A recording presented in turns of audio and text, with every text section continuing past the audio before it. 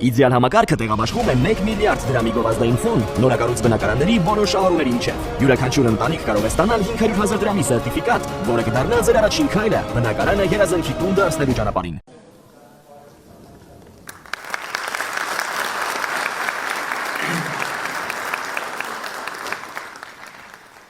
Այսօր ինչպես գիտեք եւ ինչպես ասացի, քաղաքացու օրն է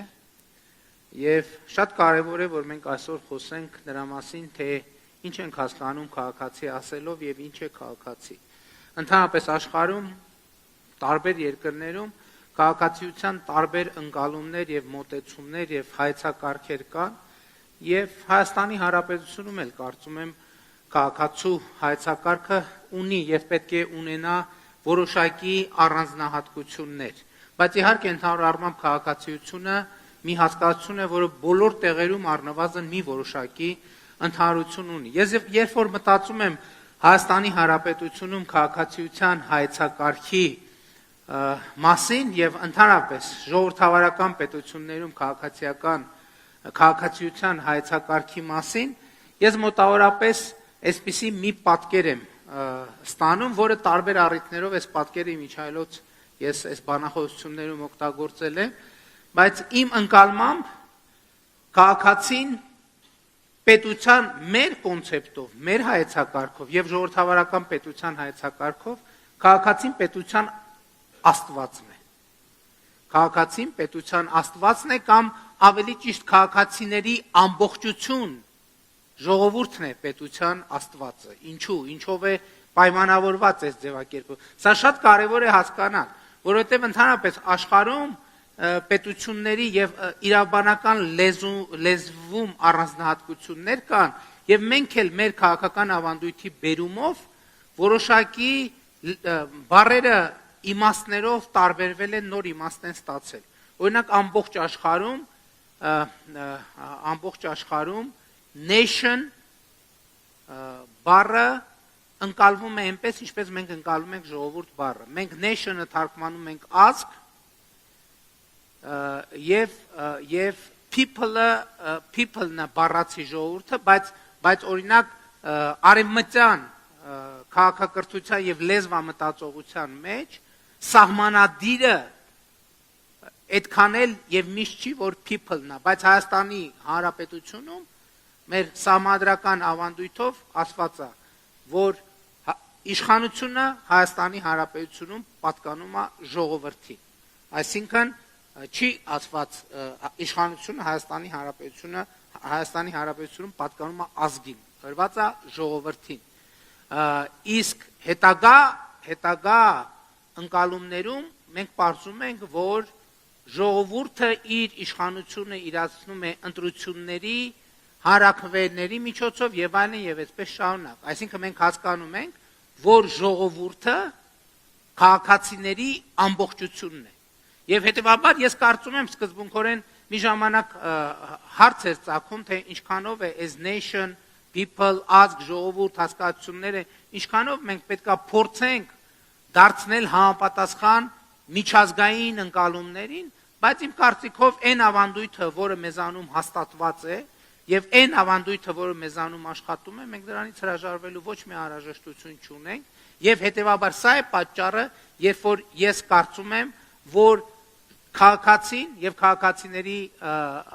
ամբողջություն ժողովուրդը պետության աստվածն է։ Ինչ է սա նշանակում։ Սա նշանակում է,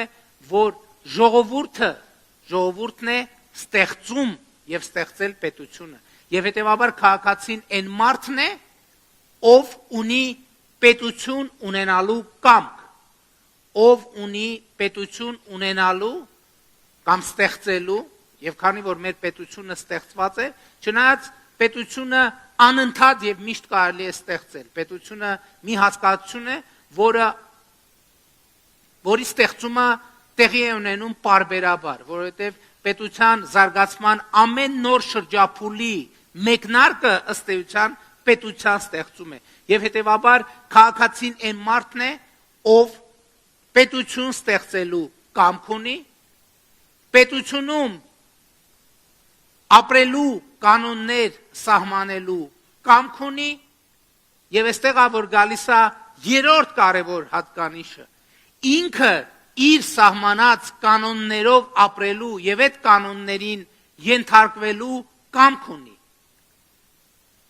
Եվ եթե այս իրավականից գանք էմոցիոնալ, քաղաքացին այն մարդն է, որ սիրում է իր պետությունը, ինքը իր նման։ Քաղաքացին այն մարդն է, որ սիրում է իր պետությունը, ինչպես ինքը իրեն է սիրում։ Եվ հետևաբար քաղաքացին այն մարդն է, ով ի վիճակի է խնամք տանել իր ստեղծած պետության նկատմամբ, այնպես ինչպես խնամք կտաներ իր զավակի նկատմամբ։ Եվ հետևաբար քաղաքացի հասկացությունը ես հենց այս տրամաբանությամբ եմ հասկանում, բայց այստեղ է որ հարաբերությունները իրենք շրջանաձև են, որովհետև ինչպես քաղաքացին պետք է սիրի իր պետությունը, այնպես էլ պետությունը պետք է սիրի իր քաղաքացուն։ Եվ ստեղ է պրոբլեմը, այն կետում, որտեղ տեղի է ունենում խզումը, կամ քաղաքացին չի սիրում իր պետությանը, կամ պետությունը չի սիրում իր քաղաքացուն։ Ահա այդ կետում սկսվում է պետության քայքայումը։ Եվ հետևաբար պետություն եւ քաղաքացի հարաբերությունները իմ ընկալմամբ եւ իմ պատկերացմամբ առաջին հերթին էմոցիոնալ հարաբերություններ են, որոնք իրենց հերթին կարող են ձևակերպվել ռացիոնալ կերպով, կարող է այդ էմոցիան ռացիոնալ կերպով ձևակերպվել սահմանադրության մեջ, այդ էմոցիան ռացիոնալ կերպով ձևակերպվել օրենսդրության մեջ եւ այդ էմոցիան, որը ռացիոնալ կերպով ձևակերպված է սահմանադրության եւ օրենսդրության մեջ, կարող է համապատասխանել իրական կյանքին։ Սա էլ ամենահաջորդ մեծագույն խնդիրն է պետություն եւ քաղաքացի հարաբերություններում, որովհետեւ երբեմն խզում է առաջանում նաեւ այնտեղում, երբ որ ձևակերպված իրավակարգը իրականության հետ կապ չի ունենում։ Բայց ես ուզում եմ նաեւ մենք անդրադառնանք մի հարցի, թե ինչ է նշանակում այնուամենայնիվ պետության եւ քաղաքացու հարաբերություններում, երբ որ ասում ենք, որ պետությունը, քաղաքացին եւ պետությունը պետք է սիրեն իրար։ Ինձ համար այդ հասկացությունը, այդ հարաբերությունը արտահայտված է ահա այս պատկերի մեջ, երբ որ ասվում է, որ պետությունը պետք է ուժեղացնի մարդուն, մարդը պետք է ուժեղացնի պետությանը։ Հետևաբար քաղաքացին պետք է ուժեղացնի պետությունը, պետությունը պետք է ուժեղացնի քաղաքացուն։ Շատ կարևոր է,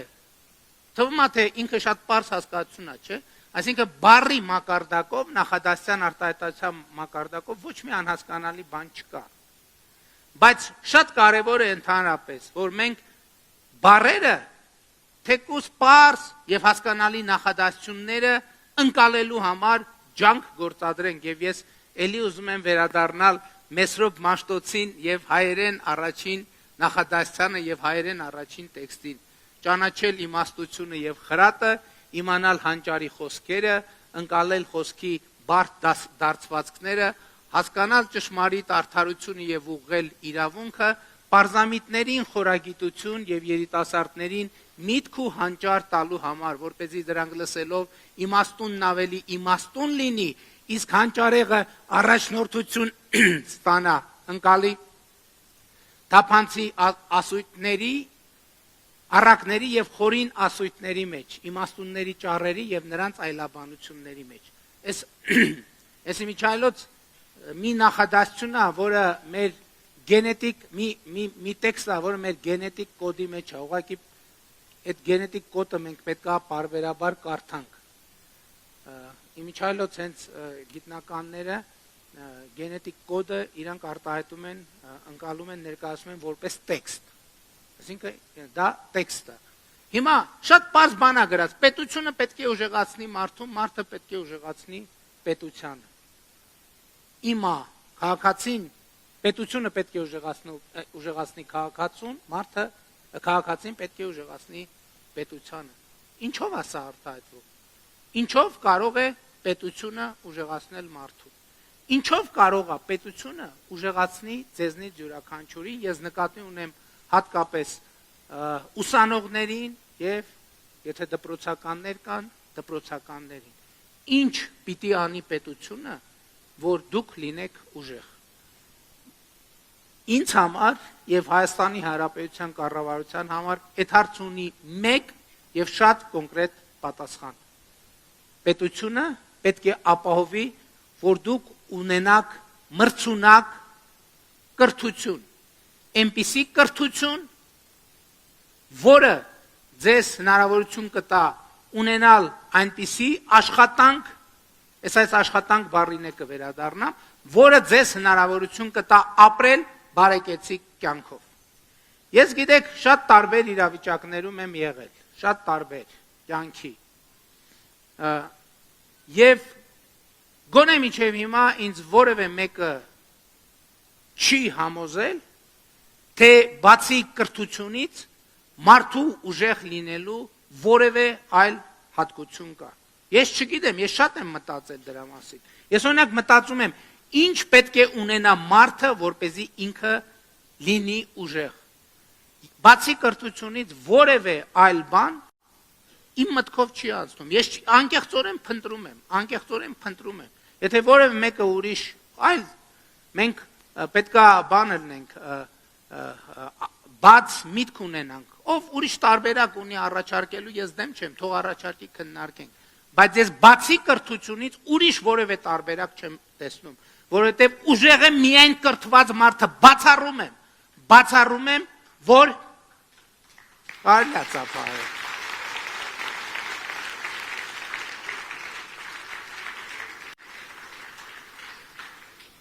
Եվ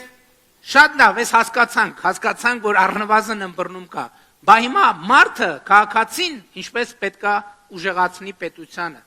Այս հարցի պատասխանը ունենալու համար մենք պետք է վերադառնանք առաջին նախադասությանը, որովհետև այսօր մենք քաղաքացուն, մարդուն ուժեղացնելու համար ինչ ենք անում։ Մանկապարտեզ ենք կառուցում, դպրոց ենք կառուցում, չափորոշիչներ ենք ստեղծում, դպրոցները, մանկապարտեզները ապահովում ենք գույքով, ամեն ինչ անում ենք, որ ուսուցչի, դասախոսի աշխատանքին էլ կանդրադառնա, ուսուցչի, դաստիարակի աշխատանքը լինի գրավիչ, այնպես անում ենք, որ ուսուցիչների աշխատավարձի բարձրացումը կամավոր ատեստավորման միջոցով լինի շարունակական, եւ մենք այսօր հաջորդիվ կմտնենք մի ցիկլի մեջ, որ 5 տարին մեկ կամավոր ատեստավորում անցած ուսուցիչը նորից կամավոր ատեստավորում կանցնի եւ նրա դրույքաչափը, օրինակ նախորդ շրջանում մեր ուսուցիչների աշխատավարձը 120,000 դրամ էր, ճիշտ է։ 120,000 դրամ էր, մենք ասցինք կամավոր ատեստավորում անցած ուսուցչի դրույքաչափը կլինի 200,000 դրամ պլյուս ատեստավորման հաղթահարման տոկոսը, որը հաշվարկվում է 200,000 դրամի, ճիշտ է։ Հիմի հաջորդիվ 5 տարի նախորդ, այսօր արդեն ուսուցիչներ կան, որ 3 տարի կամավոր ատեստավորված են, ճիշտ է։ Հենց նրանց 5 տարին կլրանա, ովքեր ուզենան կամավոր ատեստավորվել, նրանց դրույքաչափը կլինի 300,000 դրամ, իսկ հավելումը էլի 30-40 կան 50,000 դրամ, արդեն հաշվարկված 300,000 դրամից։ Այսինքն, բայց ես հաջորդիվ մենք նաև բուհական համակարգում ենք բարեփոխումներ անում եւ ակադեմիական քաղաքն ենք ստեղծում, որտեղ իմիջայլոց բավարար առաջադիմություն ունեցող բոլոր ուսանողների համար կրթությունը կլինի անվճար եւ նաեւ ես ուզում եմ, քանի որ հատկապես Շիրակի մարզում այդ հարցը շատ բարձրացվում էր, չնայած մյուս մարզերում է, որ մարզերի համար են մարզերում, որտեղ կան բուհեր, մարզերի համար բուհերի գոյությունը կարևոր է։ Մենք նաեւ մեր միջազգային գործընկերների հետ խորհրդակցելով եկել ենք այն եզրակացության եւ նաեւ աշխարհի փորձն ենք ուսումնասիրել եւ պարզել ենք, որ նույնիսկ այս մոդելներում, որտեղ կա ակադեմիական քաղաքի նման համակարգ, մարզերում նույնպես բուհերի անհրաժեշտությունը առաջանում է հատկապես մանկավարժական մասնագիտությունների գծով եւ մենք հիմա շատ մոտ ենք այն որոշմանը, որ մենք ակադեմիական քաղաքին զուգահեռ կունենանք նաև մանկավարժական, հատկապես մանկավարժական ուղղության բուհեր մարզերում, պարտադիր չի, որ բոլոր մարզերում, բայց առնվազն որոշակի տրամաբանությամբ մենք դա կունենանք, բայց մի հատ էլ այսպիսի նորություն կա, որը կապված է մեր կրթության, ռազմավարության հետ։ Իսկ նորությունը հետևյալն է. մենք գիտեք, որ հիմա մանկապարտեզներ, 500 մանկապարտեզ կառուցելու հաջորդ փուլում մենք շատ կարևոր ենք համարում, որ մսուրային ծառայությունները լինեն նույնքան հասանելի։ Եվ հետևաբար Հայաստանում մսուր մանկապարտեզները պետք է լինեն այնքան տարածված, նույնքան տարածված, ինչքան որ մանկապարտեզները, որպեսզի մեր երիտասարդ մայրիկները աշխատանքի վերադառնալու կամ աշխատելու հնարավորություն ունենան։ Մեր մտքերի ընթացքը աշխատում է հետևյալ ուղղությամբ։ Այսօր միշտ չէ, որ մանկապարտեզի դաստիարակների համար անհրաժեշտ է բարձրագույն կրթություն։ Մենք մտածում ենք, որ 5 կամ 7 8 մի ապագայում X ժամանակում մանկապարտեզի դաստիարակ աշխատելու համար բարձրագույն մասնագիտական կրթությունը կլինի պարտադիր, իսկ այսօրվա մեր մանկապարտեզի դաստիարակների համար անհրաժեշտ չափանիշներով արդեն աշխատանքի հնարավորություններ կբացվեն մսուրային մակարդակում, որովհետև մենք հատկապես կրթությունը ռազմավարություն հայտարարելուց հետո մենք համարում ենք, որ նախադպրոցական կրթությանը ավելի շատ պետք է վերաբերվենք որպես կրթություն։ Իհարկե, այդտեղ կա մի առանձնահատկություն, որ մենք եւ նախադպրոցական հաստատություններում եւ ընդհանրապես կրտսեր դպրոցում առավել եւս կրթությանը մանկապարտեզի նախադպրոցական կրթությանը պետք է ավելի շատ վերաբերվենք որպես կրթություն, բայց ընդհանրապես հատկապես մանկապարտեզի կրթությանը եւ կրտսեր դպրոցում կրթությանը ավելի շատ պետք է վերաբերվենք որպես խաղ եւ խաղային կրթությունը, ինչպես փորձը ցույց է տալիս, ինքը ավելի գրավիչ է եւ ավելի ուսանելի եւ ավելի ներառական է, այսինքն շատ ավելի հեշտ է երեխաներին կրթության եւ գիտելիքի մեջ ներառել, եթե նրա մեջ կա խաղի էլեմենտ եւ մենք մեր ռազմավարություններով գնում ենք հենց այս տրամաբանությամբ։ Բայց ես իրականում չշեղվեցի իմ հարցից։ Հետևաբար, այս ամեն ինչի արդյունքում մենք պետք է ունենանք ուժեղ քաղաքացիներ, ուժեղ մարդիկ, ովքեր ստացել են այնպիսի կրթություն, ովքեր այդ կրթությամբ կարող են իրենց համար ապահովել բարեկեցություն, բայց մենք ակնկալում ենք, որ այդ քաղաքացիները, ովքեր կրթության բերումով ունեն հնարավորություն ավելի բարեկեցության ավելի բարձր մակարդակով ապրելու, ավելի մեծ հաճույքով կաշխատեն Հայաստանի Հանրապետությունում, ավելի մեծ հաճույքով կվաստակեն Հայաստանի Հանրապետությունում, ավելի շատ կվաստակեն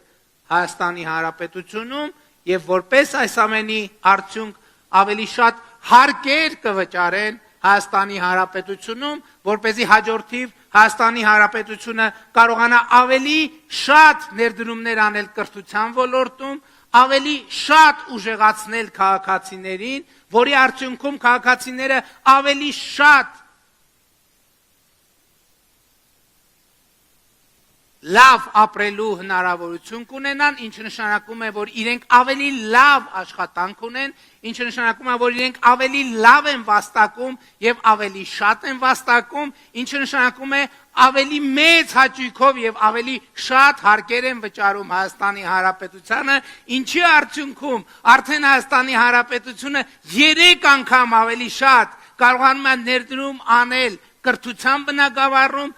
եւ սա է զարգացումը։ Եվ սա է այն շրջապտույտը, որով պետությունը պետք է ուժեղացնի մարդուն, մարդը պետք է ուժեղացնի պետությանը։ Էլ ես չեմ խոսում, ես հիմա կրթության վրա եմ կենտրոնացած, որովհետև կրթությունը ռազմավարությունների ռազմավարություն է։ Բայց այդ նույն ցիկլով մենք կարող ենք ասել, որ այդ ամենի արդյունքում Հայաստանի Հանրապետությունը օրինակ երեխաներին եւ թոշակառուներին ավելի շատ առողջապահական ծառայություններ է կարողանում մատուցել առողջության ապահովագրության շրջանակներում, ավելի որակյալ ծառայություններ, ավելի ընդլայնված, որովհետև դուք գիտեք, այսօր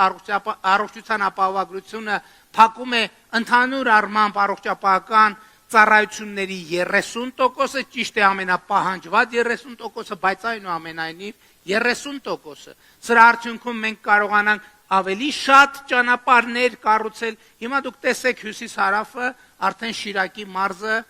դուք կտեսնեք ձեր աչքի առած, թե հյուսիս-հարավի վրա կատարված այլ միլիարդավոր ներդրումները ինչպես կփոխեն Շիրակի մարզի կյանքը, տնտեսական կյանքը։ Հեսա Շիրակ օդանավակայանի ակտիվացումը կտեսնեք եւ այլն եւ այդպես շարունակ։ Եվ սա է ամենակարևոր բանաձևը մեզ համար քաղաքացի եւ պետություն հարաբերությունների եւ այս առումով իհարկե մենք ուրախ ենք, որ ավելի ու ավելի մեծ ըմբռնում ենք գտնում Հայաստանի քաղաքացիների շրջանում, հակառակ դեպքում Հայաստանի Հանրապետության պետական բյուջեն այսպիսի աճեր չէր արձանագրի։ Ես ուզում եմ ելի ձեր ուշադրությունը հրավիրեմ, որ 2017 թվականի համեմատությամբ 2025 թվականին Հայաստանի Հանրապետության պետական բյուջեի եկամտային մասը հարկային եկամուտները ավել է 135%-ով։ Այսինքն պետական բյուջեն Հայաստանի Հանրապետության ավելի քան կրկնապատկվել է։ Այդ նշանակում է, որ բազմաթիվ ծախսեր դուք ձեր աչքի առաջ տեսնում եք, առողջության ապահովագրություն, դպրոցներ, մանկապարտեզներ, ճանապարհներ, լուսավորություն եւ այլն եւ այդպես շարունակ։ Իհարկե նաեւ պակաս կարևոր չեմ համարում ասել, որ 2017-ի համեմատ ավելի քան կրկնապատկվել է գիտության ֆինանսավորումը։ Եվ այսօր գիտության ոլորտում աշխատավարձերի բարձրացումներ մենք ունենք ընդհանուր մինչև 300%, 100-ից 300%։ Եվ մենք պլանավորում ենք, որ Հայաստանի Հանրապետությունում գիտության ֆինանսավորումը հաջորդ 5 տարվա ընթացքում հասնի համախառն ներքին արդյունքի 1%-ին, այն տրամաբանությամբ, որ այդ 1%-ի հիմնական մասը կապահովի կառավարությունը, բայց մենք ուզում ենք եւ տեսնում ենք դրա ճանապարհը, որ դեպի գիտություն ֆինանսավորում ապահովենք նաեւ մասնավոր հատվածից։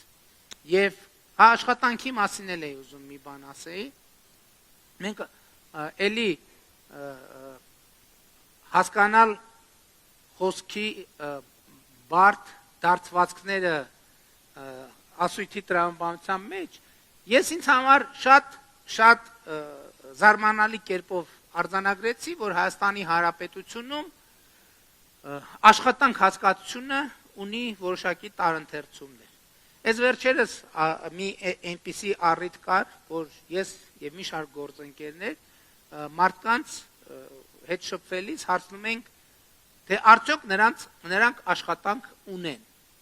Եվ շատ մարդիկ այս հարցին պատասխանում էին, ոչ, աշխատանք չունենք, որից հետո ուզում ենք հետաքրքրվում է, ես ասում եմ, բա ինչով եք զբաղվում։ Դե մարդը ասում է, փոքր բիզնես ունեմ կամ չգիտեմ ինչ, եւ ես զարմանքով արձանագրեցի, որ օրինակ, երբ որ մարդը զբաղվում է, ասենք օրինակ ջերմոց ունի, իրեն հարցնում ես աշխատանք ունեք, ասում է, չէ, ես աշխատանք չունեմ։ Ինքը օրինակ փոքր հյուրատուն ունի, իրեն հարցնում ես դուք աշխատանք ունես թե չէ, ինքը ասում է, չէ, ես աշխատանք չունեմ։ Ինքը փոքր կրպակ ունի կամ նույնիսկ մեծ, իրեն ասում ես դու աշխատանք ունես, ասում է չէ, ես չեմ աշխատում։ Սա էլի հասկացությունները ճշգրտելու ֆունդամենտալ խնդրեմ է, որտեվ եթե մարդը ունի ջերմոց եւ այդտեղ որևէ բան աճացնում եւ վաճառում, ինքը ունի աշխատանք։ Ինքը չի կարող ասել, որ ես չունեմ աշխատանք, որովհետեւ ցավոք սրտի Հայաստանի Հանրապետությունում մինչեւ այսօր էլ մարդիկ աշխատանք ասելով, հետո որ ասում ենք, բա ինչ եք ասում, աշխատանք չունեք։ Ասում է, դե աշխատանք ասելով նկատի ունենք պետական աշխատանք։ Եվ դա իմ կարծիքով նույնպես ինչ որ առումով խնդիր է եւ մենք այդ խնդրով պետք է զբաղվենք։ Եվ այնուամենայնիվ քաղաքացին ինչ հատկանիշներ կա, որոնք կարևոր են քաղաքացու համար կամ քաղաքացի լինելու համար։ Ես կարծում եմ, որ կարևորագույն հատկանիշներից մեկը քաղաքացու պետությունն է, որովհետև առանց պետության հնարավոր չէ լինել քաղաքացի եւ առանց քաղաքացու մեր իրավաքաղաքական ընկալման մեջ հնարավոր չէ ունենալ պետություն։ Ինչ եմ ասում մեր իրավաքաղաքական ընկալումների մեջ, որովհետև կան պետության ուրիշ մոդելներ, օրինակ միապետությունը նույնպես պետության մոդել է եւ այնտեղ քաղաքացու հասկացությունը այնուամենայնիվ այս դիտանկյունից չի ընկալվում, բայց մեր ընկալմամբ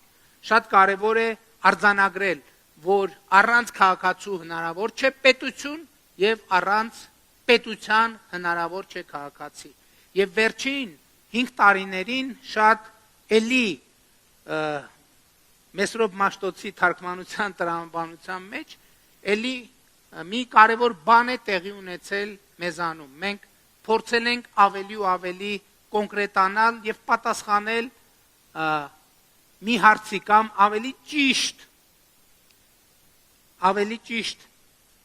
փորձել հասկանալ, իսկ երբ որ մենք ասում ենք, որ մենք քաղաքացի ենք եւ մենք ունենք ուժ որպես քաղաքացի, իսկ ո՞րն է այն պետությունը, որ պետության քաղաքացին ենք մենք, ու այս հարցի պատասխանը ակնհայտ է եղել։ Դա Հայաստանի Հանրապետությունն է։ Եվ մենք փորձել ենք ճշգրտել, թե այնուամենայնիվ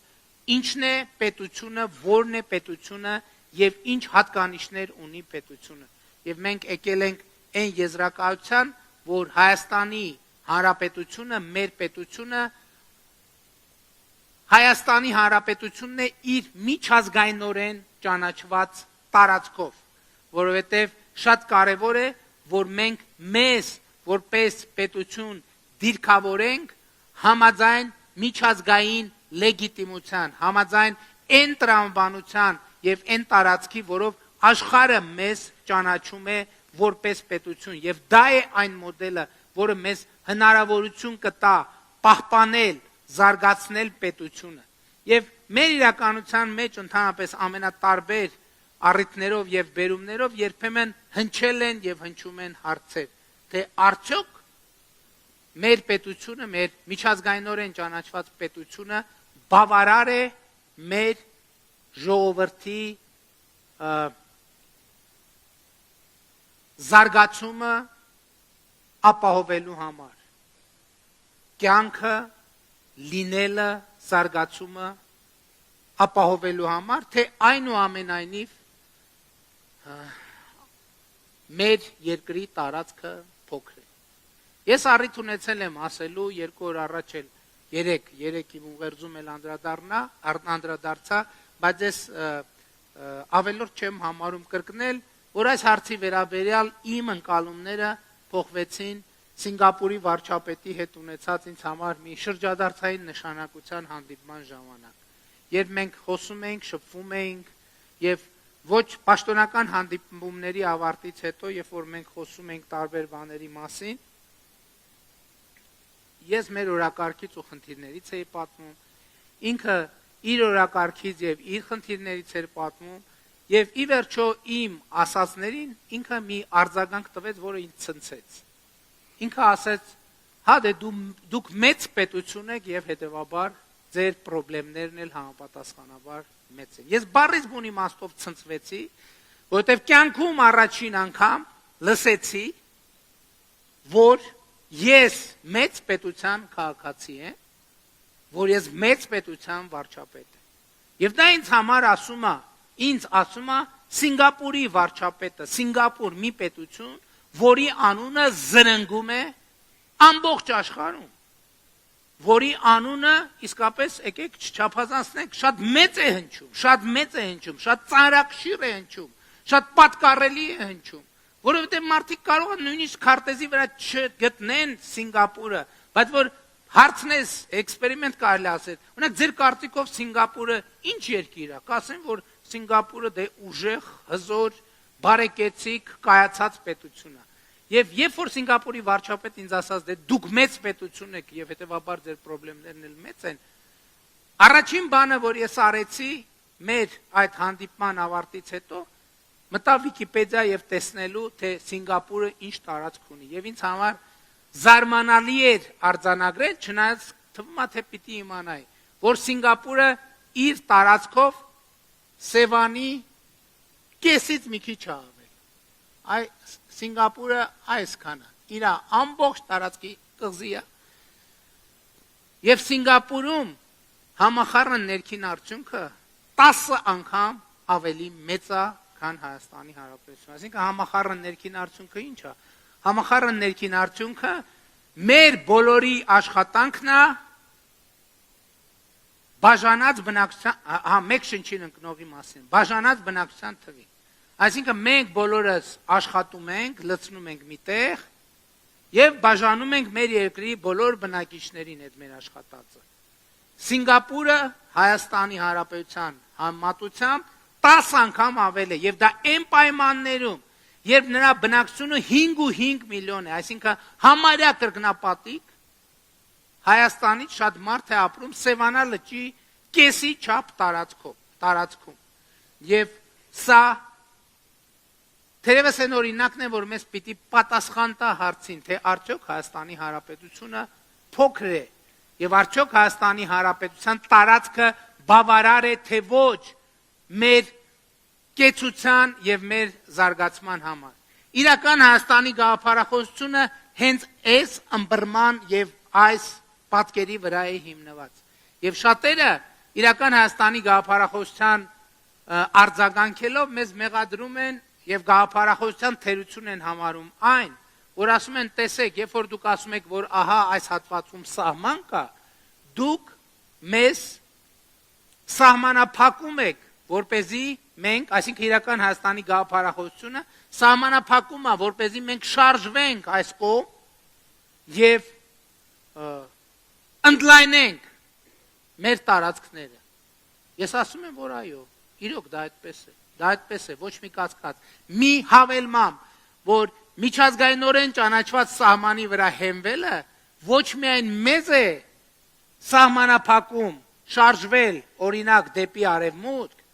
այլև ուրիշներին է սահմանափակում շարժվել դեպի մեր որովհետև մեր պատմության մեջ անընդհատ այս ցիկլը կրկնվել է։ Մենք անընդհատ ասել ենք իմիջիալոց վերջերս էլ, մենք անընդհատ ասել ենք, դե գիտեք, ստեղ էլ սահման չկա, այնտեղ էլ սահման չկա։ Հետևաբար մենք որ ուղղությամբ ուզենք կարող ենք շարժվել, մեզ էլ ասել են 1, 2, 3, ասել են շատ լավ, եթե սահման չկա եւ դուք կարող եք շարժվել ինչ ուղղությամբ ուզում եք, հետևաբար մենք էլ կարող ենք շարժվել ինչ ուղղությամբ ուզում ենք։ Եվ դա սովորաբար այն է, ինչ պատահել է երկար ժամանակ մեր պատմության ընթացքում։ Եւ էսա այն պատմաքաղաքական հեղափոխությունը, որի մասին ես ասում եմ, որ այս ցիկլը պատմության, այս ցիկլը պետք է կանգնեցնել եւ Հայաստանի Հանրապետությունը պետք է դադարեցնի հայրենիքի, երազանքի հայրենիքի իր փնտրտուքը, որովհետեւ մենք գտել ենք մեր երազանքների հայրենիքը եւ մեր երազանքների հայրենիքը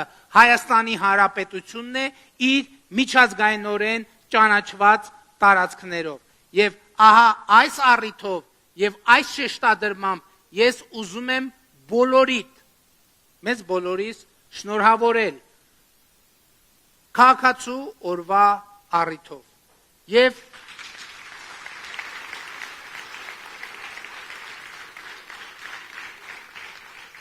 Եվ մտածողներից մեկը մի բան է ասել, որը կարծում եմ մենք էլի գուցե արժի, որ մենք այս արտահայտության, այս դարձվածքի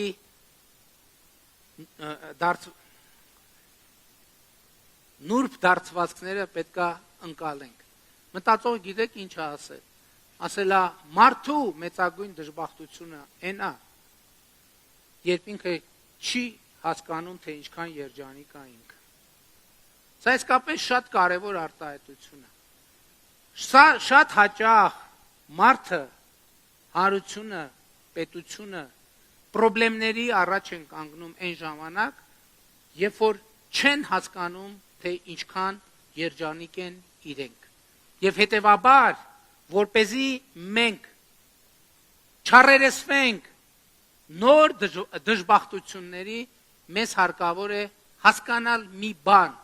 թե ինչքան երջանիկ ենք մենք ունենալով այս պետությունը, Հայաստանի Հանրապետությունը, եւ Հայաստանի Հանրապետությունը իր քաղաքացիներին ասում է վստահ եւ աներկբա, Հայաստանի Հանրապետության քաղաքացի, պետությունը դու ես Հայաստանի Հանրապետությունը։ Շնորհակալ եմ եւ պատրաստ եմ պատասխանել ձեր հարցերին։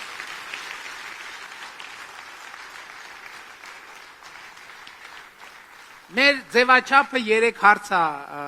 ենթադրում եւ 3 հարցի կպատասխանեմ։ Էդ էլ ասեմ, թե ինչու 3 եւ ոչ թե 13 հարցի, որովհետեւ ես շատ կարեւոր եմ համարում, որ այս խոսակցությունը ինքը մեր մտքում որոշ ժամանակ մնա, որպեսզի մեր մտքում մի քիչ պտտվի։ Երբ որ հարցերի շրջանակը լայնանում է, թեմաները փոխվում են, շեղվում են եւ այդ հարց ու պատասխանի փուլում սովորաբար մոռանում ենք այն հիմնական թեման, որի մասին փորձում ենք խոսել։ Եվ խնդրեմ 3 հարցերի համար 2 րոպե, երբ որ հարցերի համար 3 րոպե, երբ որ բարձրացնեմ, սա նշանակում է, որ հարցի ժամանակը, հարցը շարադրելու ժամանակը սպառվել է։ Խնդրեմ 3 միկրոֆոն, 3 հարց ունեցողներ կարող են մոտենալ 3 բարձրախոս։ Համեցեք, դուք եք ձեռք բարձրացնում։ Համեցեք, մոտեցեք։ Կարող եք հենց հիմքանից 3 բարձրախոսները զբաղեցնել եւ մենք կիմանանք 3 հարց տվողներին։ Այն կողմում ազատ բարձրախոս ունենք, ով մոտեցա։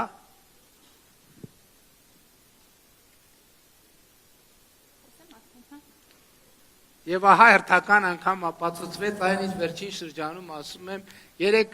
բարձրախոսների դիմաց էլ աղջիկներ են կանգնած։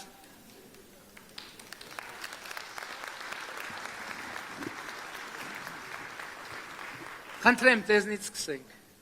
Նախ ողջունում եմ ձեզ, պարոն վարչապետ, ողջունում եմ բոլորիս, շնորհավորում եմ այս գեղեցիկ տոնի կապակցությամբ։ Լինելով անի համայնքի քաղաքացի, լինելով մարդ, ով սիրում է իր համայնքը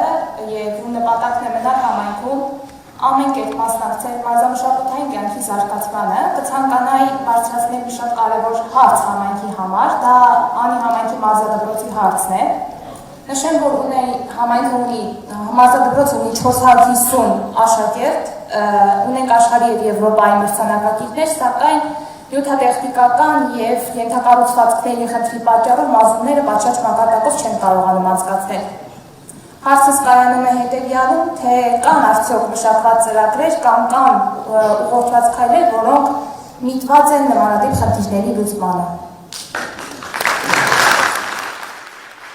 Շնորհակալ եմ հարցի համար։ Ուրեմն մեր նախընտրական ծրագրում մենք ունենք մի այսպիսի կետ, որը հնչում է հետևյալ կերպ։ Հանրապետության համայնքներում առնվազն 100 արվեստի դպրոցների, մարզադպրոցների, մի րոպե, արվեստի, մարզադպրոցների կառուցում, վերակառուցում, հիմնանորոգում։ 100, որովհետև մենք հիմա փաստորեն, տեսեք, 300 դպրոց 500 մանկապարտեզ ծրագիրը ամփոփում ենք, մենք հիմա հաջորդ փուլում կսկսենք հաջորդ 300 դպրոց։ Իմիջիայլոց, եթե դուք ունեք չհիմնանորոգված կամ չվերակառուցված կամ վթարային կամ վատ վիճակում գտնվող դպրոցի շենք, իմացեք, որ առաջին 300 դպրոցի կառուցումը ավարտելուց հետո մենք միանգամից սկսում ենք հաջորդ 300 դպրոցի կառուցումը, ավելին, հիմա 50 դպրոցի կառուցում է ընթանում, որը հաջորդ 300-ի մեջ է, եւ նաեւ մարզադպրոցների մասին էլ ասացի, ես չեմ պատկերացնում այնպիսի մի տարբերակ, որ 100 մարզադպրոցների, արվեստի դպրոցների իրականացման ծրագիրը որևէ ձևով հնարավորություն ունենա շրջանցել անի խոշորացված համայնքան։ Տենց տարբերակ ընդհանրապես չեմ պատկերացնում։ Իմիջիայլոց ասեմ, շատ կարևոր է արձանագրել։ Երբ որ մենք ասում ենք, որ մենք կառուցենք, հիմնանորոգենք դպրոց, դա նշանակում է, որ նաև այդ դպրոցը ամբողջությամբ կհագեցվի գույքով, աթոռ, գնդակ, չգիտեմ, էլ ինչ, լաբորատոր գույք, համակարգիչ, արևային պանելներ եւ այլն եւ այդպես շարունակ, որովհետեւ մեզ համար կառուցել օրինակ մարզադպրոց, այդ նշանակում է կամ հիմնանորոգել, շենքից է կախված, եթե շենքը լավ վիճակում է, այդ նշանակում է կհիմնանորոգվի եւ կհագեցվի նոր գույքով։ Եթե շենքը լավ վիճակում է, բայց ֆիզիկական տարածքի պակաս ունի, լավ կլներ մի քիչ ավելի մեծ լիներ, կվերակառուցվի, նոր կորպուս կավելանա։ Իսկ եթե շենքը վատ վիճակում է, ընդհանրապես 0-ից բոլոր պահանջներին համապատասխան մարզադպրոց կկառուցվի, ընդ որում կա երկու տարբերակ՝ զուտ պետական եւ կա երկրորդ տարբերակ պետական մասնավոր համագործակցությամբ, բայց այս մանրամասները չեմ կարծում, թե ձեզ շատ հետաքրքիր կլինեն։ Դրա համար ասում եմ, ուղղակի չկա տարբերակ, որ մենք ընենց անենք, որ անի խոշորացված համայնքը այս ծրագրի մեջ չընդգրվի։ Իմիջայլոց ուրիշ բան եմ ուզում ասեմ, որ մենք այս ընթացքում երեխաների հետ շփումների արդյունքում մենք եւս մի կետ ավելացրինք մեր ծրագրում, դա հետեւյալն է. բացի 300 դպրոցից, բացի 100 այս մարզադպրոց, արվեստի դպրոց եւ այլն, արվեստի դպրոցների մեջ շատ կարևոր եմ համարում երաժշտական դպրոցները։ Մենք նույն տրամաբանությամբ Սևանում մենք երաժշտական դպրոց ստեղծեցինք, հիմնանորոգեցինք Հայաստան համահայկական հիմնադրամի հետ համատեղ, հիմնադրամը շենքը հիմնանորոգեց, կառավարությունը երաժշտական գործիքները ապահովեց եւ մենք նաեւ ես անպայմանա, որ մենք բոլոր խոշորացված համայնքներում ունենանք ժամանակակից երաժշտական դպրոցներ հագեցած գույքով, երաժշտական գործիքներով, որովհետեւ արվեստի զարգացումը պետության զարգացման համար շատ կարևոր է, բայց սրան գումարած մենք նաև ծրագրի մեջ ներառել ենք 100 կոմբինացված մարզա խաղահրապարակների կառուցումը հանրապետության համայնքներով, ինչը նշանակում է դաշտ, որը նույն կերպ հարմար կլինի մինի ֆուտբոլի համար եւ բասկետբոլի համար, եւ ես մտածում եմ, որ այն բնակավայրերը, որտեղ օրինակ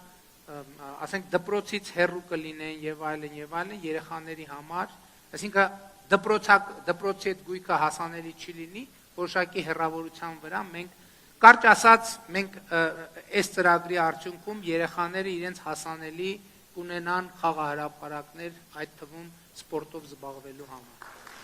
Խնդրեմ ձեր հարցը։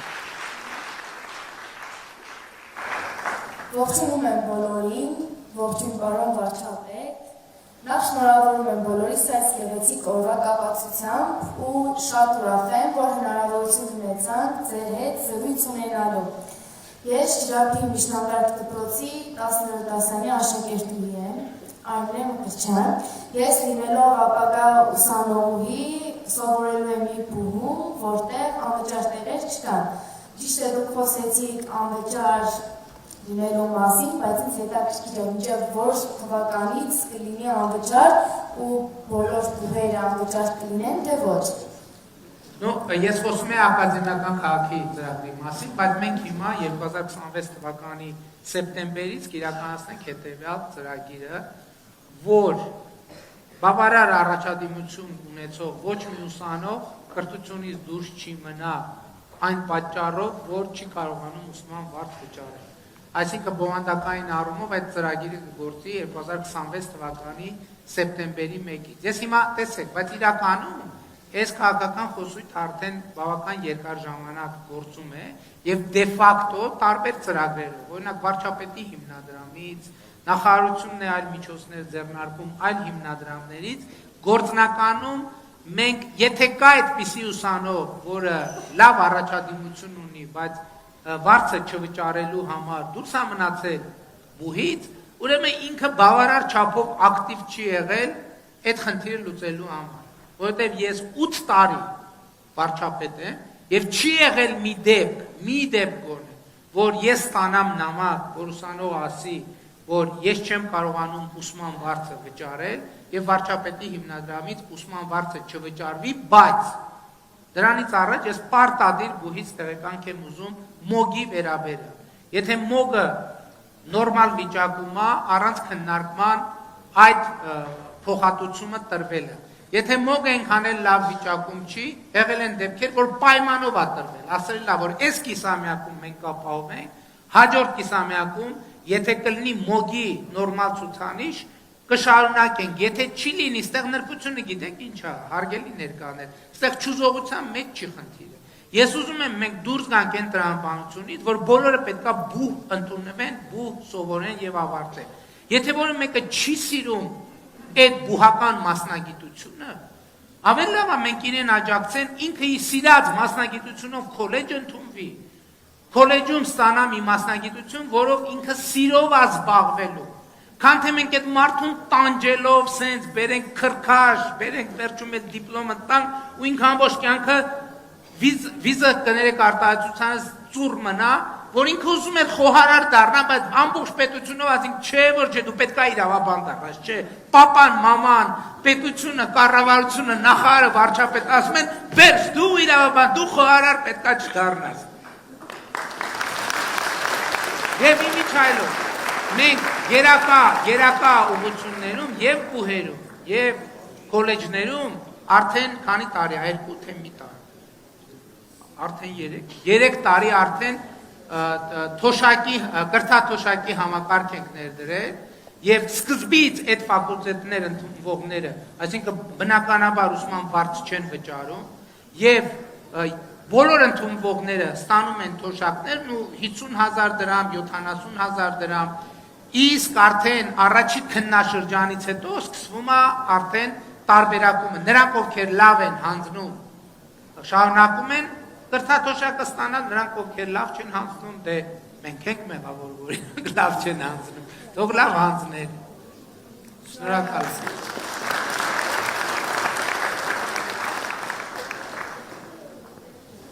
Բարև ձեզ, ներկայանամ ես Մալիկի թիվ 2 միջնակարգ դպրոցի 10-րդ դասարանի աշակերտուհի Տացենա Դանիելյանն եմ։ Շնորհակալ եմ ձեր հետ հանդիպելու այս հնարավորության համար։ Մենք գնահատում ենք, որ դուք կարևորում եք դպրոցաշինությունը, մեր կրթությունը և մեր ապագան։ Մի փոքր ներկայացնեմ մեր նամակի բովանդակությունը, մեր դպրոցի պատերը ջրամեկուսացման կարիք ունեն։ Ձեր ժամանակը խնայելու համար նամակում ամբողջական ներկայացված է և կխնդրենք ուշադրություն դարձնել այս հարցին։ Նաև մեր երկրորդ դպրոցը ունի նորատուկ մրգատու այգի, բայց ունի որոնման համակարգ։ Կուզենայինք հնարավորություն ունենալ անցկացնել նման ինչ-որ համակարգ։ Շատ շնորհակալություն։ Այսինքն դե դպրոցը ընդհանուր առմամբ նորոգման կարիք ունի, հա։ Այո։ Դե այդ նշանակում է, որ մենք ձեր դպրոցը կներառենք 300 դրոպ 2։ Հա դե ինձ թվում է, այնօր մտածում է, բա որ ասենք 300 դպրոց են, առաջի 300-ը, երկրորդ 300-ից ոնց ենք տա։ Թե տենց անդադ 300 դպրոց կներառենք ձեր դպրոցը նաև այդ ծրագրում եւ միջայլոց մեր ծրագրի մեջ մտնում է նաև ռոռոկման համակարգը։ Մենք իհարկե մի քիչ ուշ գլխի ընկանք, որ նախագծերում պետքա պարտադիր ունենանք ռոռոկման համակարգ եւ այդ խնդիրը նաև բնականաբար կլուծվի, փոքր ջերմոցել կլինի, չէ բոլոր տեղերում ունենք, չէ փոքր։ Հա, նորակառույցներում ունենք հիմնանորոգ։ Կարճ ասած դուք նույնիսկ կարող եք այդ հարցը չբարձրացնել, որովհետեւ առանց դրա էլ այդ հարցը լուծվելու է։